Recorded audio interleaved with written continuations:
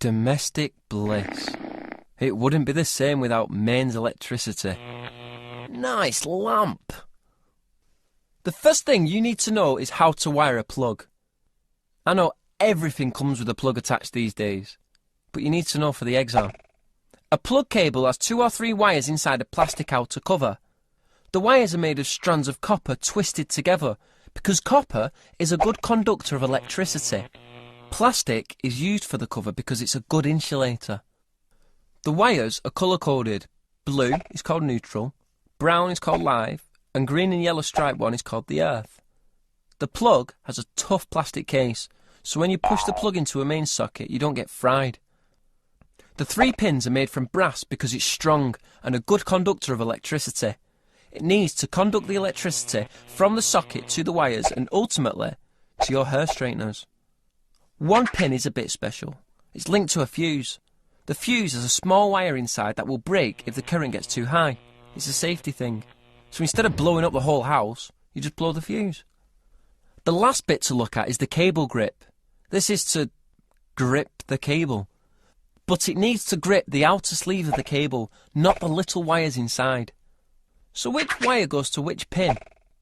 Or whatever, just fake it up, see what looks nice. Okay, maybe not. The blue wire goes to the left, the brown to the right, and the striped one at the top. How can you remember that? Take the second letter of the name of each colour to get left, right, and top. So what is the earth wire all about? It's another safety thing. Mains electricity can kill.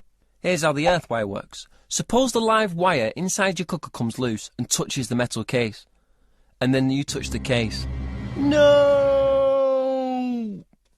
That would be bad. But, cleverly, the earth wire has been connected to the metal case. So the current from the broken live wire flows down the earth, not down you. The earth wire has a very low resistance, and this creates a surge of current. The fuse in the plug breaks and the cooker is disconnected. No one dies. Fuses then. Lots of types. Which one do you need? Always go a bit higher than the rating on the appliance. So if your device is labelled 3 amps, then use a 5 amp fuse. And if it's labelled 10 amps, then what should you use?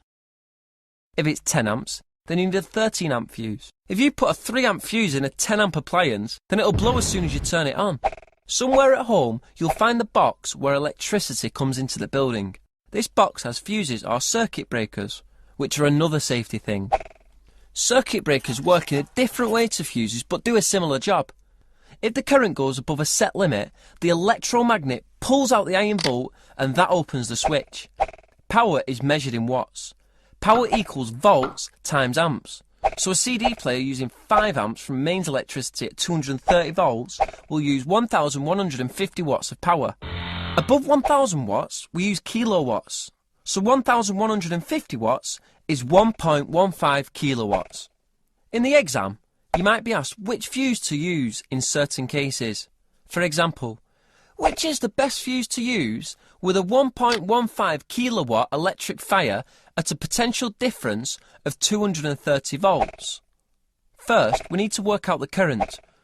We can use the formula, but it works in watts, remember, so first, change kilowatts to watts. Do the division and you get 5 amps. So which fuse do you need? If you went for a 5 amp one, it'd keep blowing. You need lucky 13 in this case. Electricity comes in 2 flavours, DC and AC. Mains electricity is AC. That stands for alternating current. It changes direction 50 times a second. Now that is a lot of alternating, but apparently it helps. DC is direct current. It flows in one direction only, no alternating. It's the kind of current you get from batteries.